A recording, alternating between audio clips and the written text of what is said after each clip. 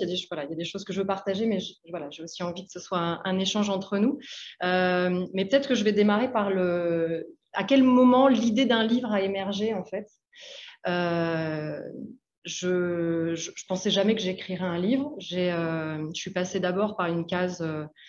J'ai fait des études de psychologie, je suis psychologue du travail et j'ai fait un doctorat et j'ai beaucoup souffert à l'écriture de mon doctorat.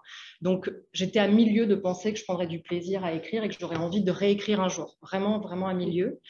Je suis rentrée dans une grande entreprise, j'ai fait mon doctorat à Air France et puis je suis rentrée à la SNCF sur des postes RH de direction.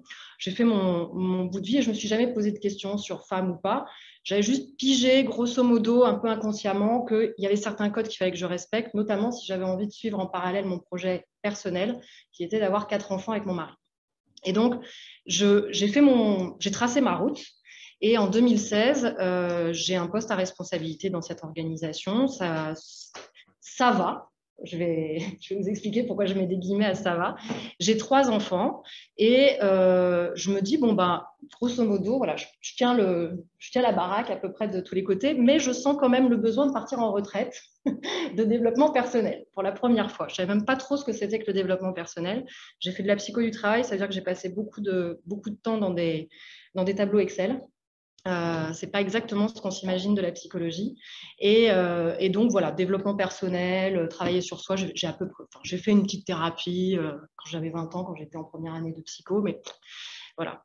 Et moi, dans ma famille, j'ai des femmes, surtout du côté maternel, qui sont des femmes qui sont très présentes dans la société. Enfin, j'ai une mère qui est avocate et j'avais une grand-mère médecin, donc qui a fait ses études de médecine dans les années 30, la seule dans l'amphithéâtre. Mais quand elle nous racontait ça, c'était quelque chose de plutôt rigolo pour elle, voilà, d'avoir été la seule femme comme ça dans l'amphi. Elle a fait sa carrière professionnelle de médecin. Et des femmes très libres. Et pour ce qui est de ma grand-mère, libre de choisir à la fois sa vie. C'est une femme qui a divorcé à 50 ans dans un milieu où ça ne se faisait pas trop. Et c'est une femme qui a également choisi sa mort. Donc, une grande liberté au niveau de ces figures féminines. Et donc, moi, j'ai cet apprentissage-là, en fait. Et en 2016, j'arrive dans cette retraite et on fait un premier exercice pour nous redonner aussi de la confiance. Il y avait beaucoup cette question-là. Et donc, la coach nous dit, vous allez écrire ce sur quoi vous êtes fiers aujourd'hui à vos accomplissements. Et moi, je me dis, ah ouais, quand même, moi, je suis contente finalement d'avoir fait ce que j'avais envie de faire au niveau professionnel, au niveau personnel, d'autant que ça a failli pas se faire. C'est-à-dire que quand s'est présenté à moi la thèse, le poste à Air France et je me marie et on a envie d'avoir... Oh là là, il va falloir que je choisisse. On va me dire qu'il faut que je choisisse. Et on me l'a dit d'ailleurs. Et donc, je dis ça à mon mari, je dis, mais je ne peux pas signer partout, c'est malhonnête vis-à-vis de l'entreprise, on sait qu'on a envie de faire un bébé dans 1 an, peut-être. Mon mari, il aurait bien voulu tout de suite. Et moi, je traînais un petit peu. Je dis, donc, je vais un peu leur faire un truc dans le dos, je leur dis pas que j'ai envie d'être enceinte bientôt, machin. J'étais pas bien par rapport à ça. Et mon mari m'a dit m'a dit une phrase clé à ce moment-là. Il m'a dit, vas-y, fais-le, parce que vu ce que tu as envie de faire et ce qu'on a envie de faire, si tu fais les trucs les uns après les autres, ben, tu n'auras pas assez d'une vie et on n'aura pas assez d'une vie. Donc, vas-y, signe, et puis on s'organisera, on y va. Donc, c'est vrai que forte de ce soutien-là, et puis aussi d'autres voix d'amis qui m'ont dit, écoute, vas-y, ça ira, etc., j'y suis allée. Donc, en 2016, je suis quand même un petit peu fatiguée. C'est pour ça que je vais à cette retraite, mais je suis contente d'avoir pu faire ça et émerge en moi l'idée que comment ça se fait que d'autres femmes se sont empêchées. Parce qu'autour de moi, je vois bien quand même qu'il y a de l'empêchement. J'ai des copines brillantes qui sont médecins, qui hésitent. Est-ce que je fais un enfant? Est-ce que je ne fais pas d'enfant? Est-ce que je diminue ma carrière au moment où les enfants arrivent? Enfin, des questions que je me suis posées, mais qui ont été assez vite réglées. Et donc, dans ce séminaire, on discute ensemble. Et là, à ma table, Sophie, qui est aujourd'hui ma chargée de communication au sein du cabinet, me dit, mais Ida, tu pourrais écrire un livre là-dessus. Et je lui dis, mais moi, je ne suis pas quelqu'un qui écrit un livre. Quelqu'un qui écrit un livre, c'est Charles Pépin dans ton sac. Voilà, moi, j'ai fait un doctorat, je me suis fait suer à écrire. Enfin, voilà, ça a été la croix et la bannière. Je n'aime pas ça. Quelle idée, quoi. Enfin, voilà, c'est pas le truc. Et donc, bon, l'idée passe. Entre-temps, grâce à la SNCF, j'accède à une formation au coaching professionnel et on a à écrire un mémoire. Et donc, pour la première fois, je me retrouve face à une feuille blanche sur laquelle je n'ai pas de consigne, ce qui n'était pas du tout le cas pour la thèse de doctorat, ni pour les articles que j'avais eu à écrire, qui étaient déjà très formatés dans la forme, très formatés dans le contenu. On ne sort pas des clous. Voilà, il y a des règles de ce qu'on peut dire, de ce qu'on ne peut pas dire au niveau universitaire, scientifique, selon le courant voilà, dans lequel on est, etc. Donc, est-ce que ça, je peux le dire? Oh, je ne sais pas. Et puis c'est des choses qui sont lues et relues et revalidées par des dizaines de personnes. Donc, voilà, la liberté, je vais reparler de la liberté après, c'était quand même quelque chose d'assez limité. Donc, je me retrouve face à ma feuille et je me dis, je vais écrire quelque chose. Je ne sais pas trop comment faire. Donc, j'ai utilisé quelques méthodologies que j'avais voilà, de l'université parce que ça m'a aidé, ça m'a donné du cadre et tout. Mais à un moment donné, quand même, je me dis, oh, je vais écrire ça parce que ça, j'ai envie de le dire. Et me voilà, prenant un week-end au bord de la mer et pendant voilà, 3 jours, écrire ce que j'ai envie d'écrire. Et là, je me dis, mais c'est trop bien, c'est trop agréable ce truc-là, d'écrire ce qu'on a envie d'écrire et tout. Et je me dis, bon, finalement, je pense que je me suis trompée. C'est pas que j'aime pas écrire, c'est que voilà, le contexte dans lequel j'ai écrit est un contexte extrêmement contraint. Et voilà. Et donc, j'ai pu retrouver un plaisir sans me dire pour autant que j'allais écrire un livre. Et puis, voilà, j'ai gratté des carnets. Et puis, j'ai quitté la SNCF. Et en quittant la SNCF, j'ai monté un cabinet qui s'occupe à la fois des équipes, des managers, ce que j'ai fait pendant 15 ans, qui s'occupe des hauts potentiels, ce que j'ai fait pendant 15 ans sans savoir que j'en étais une moi-même et pensant du coup que j'étais parfaitement illégitime à faire ça. Mais c'était mon sujet de thèse quand même. Bon, voilà, mais je le découvre grâce à ma fille à 38 ans. Et je m'occupe des femmes. Et là, je me dis, ce livre, cette discussion de 2016 sous un olivier dans le sud de la France, qu'est-ce que je fais avec ça? Et donc, on est tout début 2020, et je me dis, bon, allez, je lance mon cabinet, c'est peut-être le moment de réfléchir à ça, etc. Et puis le confinement. Alors, j'écris pas pendant le confinement, je démarre l'écriture à l'été, en fait. Donc, je me dis, je vais écrire en 2020, je n'écris pas pendant le confinement. Et à l'été, je me dis, allez, je démarre. Je me suis fait accompagner aussi. J'avais besoin d'être dans un groupe de femmes en train d'écrire. Ça a été vraiment hyper porteur. Et puis j'ai été accompagnée par cette coach aussi qui m'a amenée au développement personnel, Christine Novicki. Et voilà. Et c'était parti, c'était lancé. Et là, je me suis dit, bon, si je veux dire quelque chose sur les femmes, il y a ce que j'imagine pouvoir dire depuis plusieurs années. Il y a mes carnets, il y a pas mal de choses là-dedans. Je peux récupérer des choses, mais il y a eu le confinement aussi. Enfin, il y a ce qui s'est passé pour les femmes pendant le confinement. Et voilà, il faut aussi que je puisse en dire quelque chose et que je puisse faire témoigner des femmes, à la fois sur leur situation de femme, mais aussi sur ce qu'on vient de vivre tout ensemble. Donc voilà, c'est là que j'appelle Nadine, j'appelle Marianne, j'appelle Stéphanie, j'appelle Eva, j'appelle Astrid, j'appelle Julie. Et on commence aussi voilà, à avoir quelques interviews ensemble. Et donc, bon, comme j'ai quand même encore ce truc d'universitaire où je ne peux pas m'empêcher d'aller chercher des statistiques, je me suis dit, le premier chapitre du livre, il faut que je pose le sujet quand même. Qu'est-ce que c'est que cette histoire pour les femmes? Qu'est-ce qu'on sait aujourd'hui? Alors, c'est pas complet du tout, mais j'avais quand même envie qu'on ait quelques repères sur la question. Et la première stat sur laquelle je suis tombée, qui est une stat de l'INSEE, qui est sortie, je pense, un petit peu avant le confinement, 48% des femmes sont dotées d'un diplôme supérieur en France. Alors, tout confondu, hein, je ne vous donne pas les détails, mais 48% des femmes. Pour 38% des hommes. Alors, ce n'est pas pour se tirer la bourre et dire ah, gna, gna, gna. Le truc le plus impressionnant derrière, c'est combien de femmes retrouve-t-on dans les comités de direction? Et en fait, on retrouve 17% des femmes dans les comités de direction et les comités exécutifs. Donc ça a été une première stat. Quand j'ai commencé à chercher, je me suis dit, waouh, d'accord, ok. Donc ça, c'est dit. Après, quand il y a des études qualitatives autour de comment les femmes vivent leur quotidien, etc., quand les femmes, on leur demande « Est-ce que vous pensez être en charge mentale ?» il y a quand même 80% qui disent oui. 80%. C'est juste en surcharge mentale. Ouais. En surcharge mentale. Donc, c'est quand même voilà, une stat qui se pose là. C'est de l'auto-évaluation, hein, mais voilà, c'est du vécu, quoi. Ça vient de… Donc ça aussi, une stat quand même impressionnante. 80% des temps partiels sont assurés par qui? Des femmes. Voilà. Et quand on regarde les stats par rapport au confinement et par rapport à l'année et demie qu'on vient de vivre, 43% des femmes ont été en activité partielle sur 2020-2021. 43% des femmes, activité partielle, entre chômage partiel, activité, reprise d'activité, pas reprise d'activité, je m'occupe du gamin parce qu'il y a l'école à la maison, qu'il y a les classes qui ferment, voilà, toutes ces problématiques-là, donc 43% des femmes. Et puis, alors ça aussi, dernière statistique sur l'état des lieux pendant le confinement, 23% des femmes ont eu un lieu dédié pour travailler pour télétravailler pendant le confinement. Alors là aussi, c'est pareil, pas pour, voilà, mais 40% des hommes.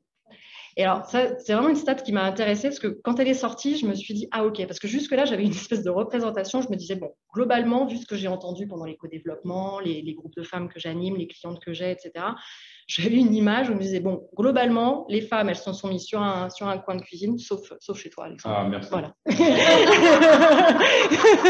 Parce que je chantais qu'il y avait un truc qui... Ça brûlait, là. Ouais, je chantais. Donc, globalement, coin de table, cuisine, les gamins autour en train de faire les devoirs, et puis le mari qui est allé chez Ikea tout de suite, qui s'est fait livrer par Ikea, qui s'est monté sa table, tac, 4 pieds, une planche, et qui s'est mis dans la chambre sur l'ordinateur. Je me dis, bon, globalement, ça a dû se passer comme ça, vu ce que j'entends, mais je n'avais pas de statistiques, quoi. Bon, et la statistique sort, et voilà. Alors, tout ça, c'est pas pour... c'est simplement pour faire le tableau d'une situation. Moi, ce que j'aime bien dans les statistiques, et on va reparler du déterminisme après, c'est que c'est des photos à un instant donné. Mais après, on n'est pas déterminé par les statistiques, et justement, tout l'enjeu, c'est de faire basculer tout ça, et justement de donner du courage aux femmes, et de donner de la responsabilité aux femmes pour ce qu'elles puissent s'engager elles-mêmes, pas être des victimes du système.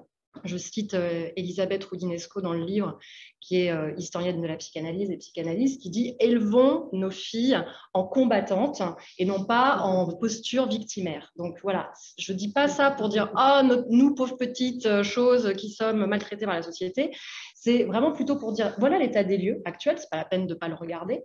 Mais par contre, comment est-ce qu'on se met en mouvement ? Les femmes d'abord, et après les femmes avec les hommes, parce que pour moi, c'est vraiment important que ce soit quelque chose qui soit lié. On n'est pas en train de monter des... Enfin, voilà, à mon avis, on n'a rien à gagner à monter des collectifs de femmes dans lesquels on exclurait les hommes, d'autant que les hommes, finalement, ont la même demande, de plus en plus. De plus en plus, les hommes, eux aussi, ils en ont un peu marre de courir partout, d'avoir des responsabilités sur leurs épaules immenses. Ils ont envie d'être plus proches de leurs enfants, de leur famille, etc. Donc, il y a, je pense, quelque chose au niveau peut-être de la société, d'une demande globale de la société, et peut-être que ça viendra justement des femmes, et grâce aux femmes qui, voilà, une par une, contribueront à leur hauteur pour faire basculer les choses. Et pour revenir, oui, sur ce que tu disais, Eva, et sur la notion de femme puissante, tu parlais de ces femmes-là, de ce modèle de femme qui a aussi pris la parole pour dire comment ça s'est passé pour elle, en fait, de prendre ses positions dans la société. C'est vrai que moi, j'ai été particulièrement intéressée par le podcast et les interviews de Léa Salamé, qui ont démarré en 2018. Et elle a appelé ça « Femme puissante ». Elle a interrogé un certain nombre de femmes qui vraiment sont présentes dans la société, dans les médias, dans les entreprises et qui ont vraiment des positions. Et elle les fait parler de ce que c'est pour elles d'être des femmes puissantes et comment ça s'est passé pour elles. C'est super intéressant.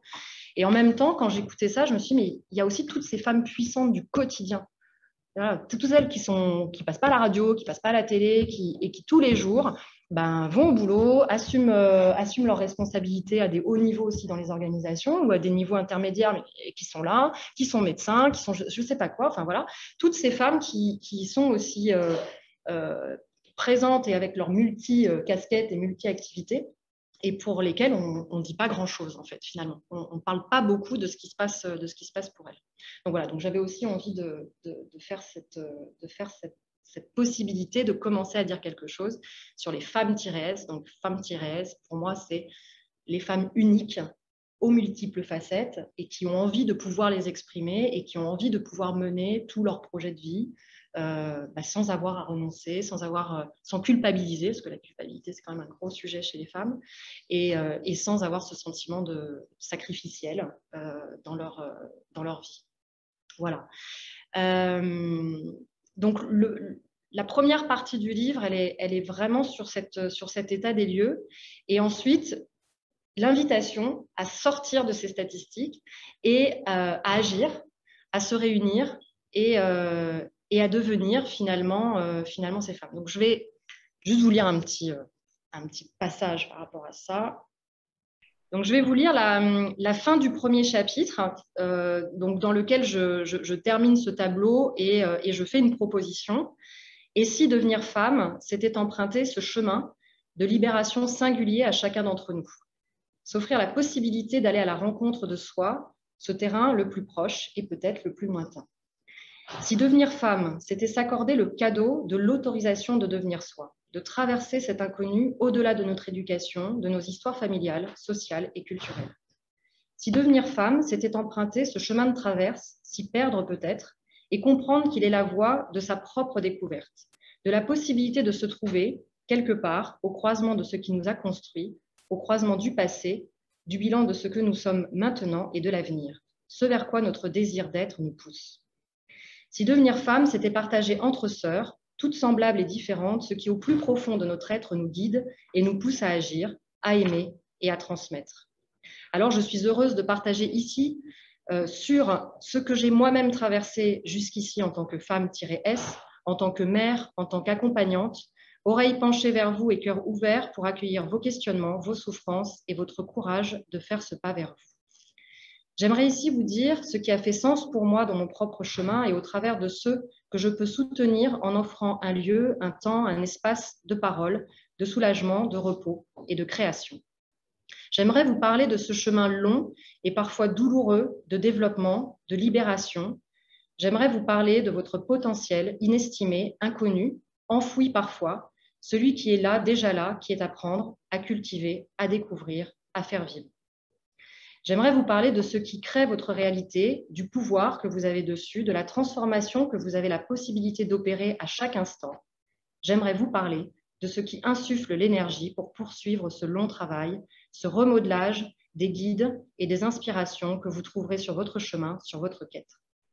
J'aimerais enfin vous parler de l'équilibre, celui qui provient d'une légère oscillation continue, celui qui est généré par le mouvement permanent. Rien n'est figé, rien n'est radical. Pour obtenir la paix, c'est dans ce point de va-et-vient, léger, doux, subtil, qu'elle se loge et qu'elle vous appelle. Je suis heureuse de démarrer ce voyage avec vous. J'espère que vous trouverez dans cette lecture curieuse l'ouverture à de nouvelles perspectives sur vous-même et sur votre monde, l'écriture de cette réflexion, des questions qu'elle m'a invité à me poser, des observations qu'elle m'a mises et remises en face à moi-même, face à mes choix, aura été une expérience indélébile et transformatrice. Je ne prétends révéler aucune vérité ni aucun conseil sur ceux qui seront les vôtres, simplement partager et avancer ensemble vers ce qui compte. Seul vous pouvez le savoir et vous le savez, seul vous pouvez le faire. Donc, voilà la proposition. J'entame ensuite le deuxième chapitre sur la question de la liberté. Voilà, cette question de la libération, qu'est-ce que c'est? Et quand je dis que l'écriture du livre m'a mis en face mes propres choix et me les a remis en face pour me dire est-ce que tu étais bien si libre que ça quand tu as fait ces choix-là ça a été une vraie question. Et du coup, dans ce chapitre-là, j'ai vraiment essayé, donc c'est vraiment un essai au sens où j'essaie de réfléchir sur des sujets. J'y ai mis un peu d'expérience personnelle et aussi un peu de théorie en psychologie, des choses que je connais, etc. Mais vraiment, sur ce chapitre-là, ça m'a permis d'aller explorer c'est quoi finalement apprivoiser la notion de liberté. Qu'est-ce que ça veut dire de faire de la liberté quelque chose qui est proche de soi, et puis qu'est-ce que ça veut dire pour soi finalement la liberté? Et c'est peut-être une discussion que j'aimerais ouvrir avec vous maintenant autour de cette idée de femme-S, de cette notion de femme unique aux multiples facettes, libre. Qu'est-ce que ça veut dire pour vous en fait? Comment ça résonne? Alors, c'est une des questions par exemple que j'ai posées lors de nos échanges. Je vais rebondir sur ce que tu dis là, parce que dans ce que vous dites, en fait, le fait qu'il n'y a pas eu de problème ou que tu aies rebondi, par exemple, quand tu t'es retrouvé face à cette vérité qui est de dire, bon, femme, ça va, mère, tu as su rebondir. Tu as su rebondir parce que, et rebondir, ça nécessite d'avoir certaines ressources. Et en fait, dans mon propos, il n'y a pas l'idée de les femmes sont des victimes, il y a l'idée que les femmes, parfois, n'ont pas appris certaines choses, et notamment la notion de responsabilité, c'est-à-dire comment est-ce que je suis en mesure de rebondir face aux situations qui se présentent à moi. Comment est-ce que je sais que je peux faire quelque chose, je peux contourner, je peux créer un modèle différent, je peux devenir indépendante, je peux prendre cette liberté-là. Et ça, il y a encore beaucoup de femmes, et c'est aussi sans doute pour ça d'ailleurs qu'elles sont que 17% dans les comités de direction, c'est qu'une fois qu'elles ont des enfants, elles se disent je ne peux plus assumer le poste, je ne vais pas être là à l'heure. Elles ne le prennent même pas en fait, elles essaient même pas en fait d'être présentes donc c'est pas un truc où il y a un plafond de verre qui est tenu par les hommes et qui résiste et qui dit non, non, les femmes n'entreront pas dans le comité de direction. Moi, j'ai pas vu ça voilà, et j'ai jamais eu de problème à rentrer dans un comité de direction parce que j'ai jamais parlé de mes enfants, en fait. Je n'ai jamais parlé de mes enfants au boulot. Voilà, moi, j'avais envie d'être à cette place-là, les postes se sont présentés, je les ai pris. Bon, ça a eu un coût, hein. Je voyais mes enfants à 20h le soir, ça a eu un coût, mais je l'ai choisi, en fait. C'est un coût que j'ai choisi jusqu'au moment où j'ai dit, bon, ça, c'est un modèle qui ne va plus trop bien. Et puis, c'est pas vraiment le modèle par rapport aux enfants qui me plaisait plus trop bien. C'était certaines valeurs qui, dans l'entreprise, pour moi, n'étaient pas OK. Et donc, les ressources que j'ai apprises, voilà, ma mère, ma grand-mère, comme je vous ai dit, m'ont permis à un moment donné de contourner le truc. Comme la liberté de se marier, d'accord. Moi aussi, j'étais tout à fait libre de me marier avec qui je veux. Puis un jour, j'ai ramené un musulman tunisien. Ouais, si, on va quand même le faire, en fait. Mais voilà, moi, mes parents menaçaient de pas être... mes parents menaçaient de pas être là au mariage et ils ont tenu pendant 6 mois. Et puis après, bon, ils sont venus, on a été très heureux, on a fait une grande fête, c'était super. Mais donc, c'est ça la question de la liberté. C'est comment j'apprivoise cette notion-là, qui est une notion qu'on a tous parce qu'on est français aussi, et qu'on a cet héritage culturel. Mais ensuite, quand on est face à des situations où on a à reprendre sa liberté, qu'est-ce qu'on fait?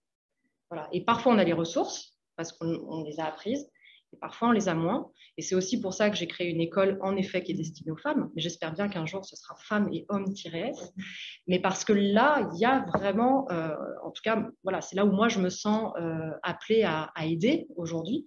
À aider ces femmes à sortir de ces représentations. Elles se disent, je suis enfermée. Non, tu n'es pas enfermée. Et voilà, et demain, j'espère bien que ce sera en effet une école qui sera ouverte, et dans laquelle d'ailleurs il y a des coachs qui sont des hommes et des femmes. Et voilà.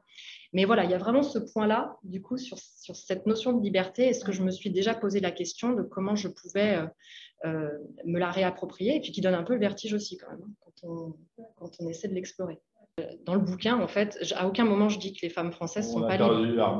On parle du terreau, voilà, c'est ça. En fait, je dis non, au contraire, il n'y a pas mieux qu'en France, justement, pour avoir un terreau sur la liberté, puisque bon, c'est quand même ce qui est écrit sur les murs de nos institutions. Donc, j'en parle à un moment donné. Je parle aussi des droits de l'homme, etc. Voilà, on est ce pays-là. Mais justement, c'est avec ce terreau-là, qu'est-ce qu'on en fait? Ben voilà, pour pouvoir impulser toute notre dynamique et passer à l'action différemment et vivre pleinement ce que les femmes ont envie de vivre. Donc, tu vois, à aucun moment je dis c'est parce qu'on est bloqué par les hommes ou parce que la société, etc. C'est juste, alors ça va vite, mais c'est quand même récent. C'est-à-dire que depuis seulement 1965, on a le droit de travailler et d'ouvrir un compte bancaire sans les hommes. Donc, ça fait quand même que 2 générations, en fait. Donc, à l'échelle de l'humanité, c'est quand même un truc qui est assez récent. Justement, imagine tous les progrès. Non, mais du coup, oui, mais tu portes quand même aussi un héritage millénaire. Pardon. Alexandre a dit quelque chose sur le fait que c'est pas que les femmes qui ont cette injonction-là de la société, et les hommes aussi, en fait. Et je pense que ça rejoint ce qu'on se disait en tout début d'échange, en disant les hommes aussi aspirent à vivre leur vie professionnelle et personnelle de manière différente, donc ce n'est pas qu'un sujet féminin. Et en effet, le livre, je le prends par le prisme des femmes parce que j'en suis une et que c'est par ce prisme-là que j'ai eu à aborder la question de est-ce que je suis bien libre, est-ce que j'ai bien choisi finalement les choses, est-ce que cette liberté n'est pas à réinterroger au fil du temps aussi, c'est-à-dire des libertés qu'on prend à un moment donné, mon mariage par exemple. 15 ans plus tard, bon, j'ai envie de rester avec oui, j'ai envie de rester avec lui, mais du coup, ça y est, c'est réglé. Mais je veux dire, quand tu te poses la question, en fait, tu te mets à te réinterroger. Et au fond, en vrai, oui, c'est pas qu'une question que les femmes se posent. Donc, mais peut-être que le fait que les femmes soient confrontées à devoir reprendre du pouvoir ou à prendre du pouvoir parce qu'elles n'ont pas appris. Donc, c'est aussi pour ça que j'ai appelé ça une école. Ce que j'ai créé, j'ai appelé ça une école. Peut-être que ça va permettre aussi aux hommes de dire, bah, attendez, nous aussi, on est avec des dictats dans cette société et on en a marre. Voilà. Mais c'est aussi ça qui permet de faire changement. On a tendance à dire qu'il faut agir sur l'entreprise, mais avant tout, c'est agir sur la source. Pour moi, c'est agir sur les femmes. Qu'on ait ouvert la porte à cette possibilité. Vous avez beaucoup parlé de vos pères. Moi, j'ai parlé de ma grand-mère qui a été médecin dans les années 30. Elle avait un père aussi. Et le père, il a dit, j'ai eu des filles, c'est pas grave. Voilà, c'est mes filles qui sera... c'est ma fille qui sera médecin. Mais elle avait un père. Sa cousine a eu tout juste le droit de faire de l'histoire de l'art à la Sorbonne, voilà, donc dans les années pareilles, dans les années 20, ce qui était déjà pas mal, mais c'était hors de question qu'après cette étape, elle travaille. C'est hors de question. Donc voilà, il y a des ressources, elles viennent aussi d'un héritage familial, et quand elles ne viennent pas d'un héritage familial, c'est ça aussi l'objet de dire, vous êtes libre quand même, en fait. Vous êtes libre quand même parce que vous pouvez aller à l'encontre d'une forme de déterminisme, sauf que pour aller à l'encontre d'une forme de déterminisme, il faut être conscient qu'il y a quelque chose qui te conditionne, qui vient de toi. Et ma mère a été une des avocates des grands procès de l'excision dans les années 90 aux assises. Et voilà, c'était en France, hein. C'était pas au Mali, mais c'était des enfants excisés en France, des filles. Et je ne sais pas si j'ai cette sensibilité-là par rapport aux femmes, par rapport à ça, parce que voilà, encore une fois, je n'ai pas de... Enfin, voilà. Mais que vraiment, oui, on ait cette possibilité-là de prendre le pouvoir, en fait. C'est pas prendre le pouvoir au sens de prendre le pouvoir d'agir, en fait. Et bon, je ne vous parlerai pas du troisième chapitre, mais c'est l'objet du troisième chapitre, reprendre son pouvoir d'agir. C'est-à-dire, j'ai la possibilité que ce qui se présente à moi soit différent à partir du moment où je décide de l'interroger, en fait. Et oui, après, c'est aussi le travail qu'on fait pour l'international, en fait. C'est parce qu'il y a des femmes qui avancent dans des pays où c'est possible d'avancer voilà, qu'il y a l'ensemble qui fait aussi son chemin, quoi. Je vous propose peut-être pour conclure un dernier passage qui est juste après vos témoignages. Ces femmes singulières, sincères, m'ont touchée par leurs témoignages, leur sensibilité et leurs cris. Volonté d'être, d'exister, de dire, de vivre, dans sa vérité, sa contribution au monde, femme, mère, créatrice. Elles portent chacune une vision universelle partagée à discuter et à débattre. Elles se sont positionnées, elles se sont interrogées et elles ont décidé. Je ressens à travers leurs propos la force et la sensibilité. Dans cette dualité complexe se loge le courage de s'engager pour sa vie et dans la vie. Pour ma part, j'ai appris peu à peu à m'autoriser cette possibilité d'être et de me rapprocher plus encore de mes valeurs, de mes aspirations, de ce sur quoi je pense pouvoir apporter. Accompagner les femmes à réaliser ce qui compte pour elles dans leur vie personnelle et professionnelle est un engagement important pour moi. J'ai trop entendu les femmes autour de moi se limiter, faire des choix à contre-cœur, penser qu'elles ne pouvaient pas, que ce n'était pas possible de concilier tous leurs projets, culpabiliser, renoncer, voire se sacrifier. Je suis moi-même une femme-S, passionnée par mon métier et désireuse très tôt de fonder une famille nombreuse avec l'homme qui allait devenir mon mari. J'ai pu mesurer à quel point le fait de décider de se positionner sur ces deux facettes professionnelles et personnelles et aussi sociales, familiales, culturelles, fut une prise de liberté individuelle face à un discours ambiant ramenant continuellement aux obligations, aux limitations d'un monde structuré pour le conformisme et l'obéissance douce. Contre quelles idées reçues les femmes ont-elles encore à se positionner quand elles font le choix de vivre en mobilisant tout leur potentiel? Voilà. Je propose qu'on conclue là-dessus.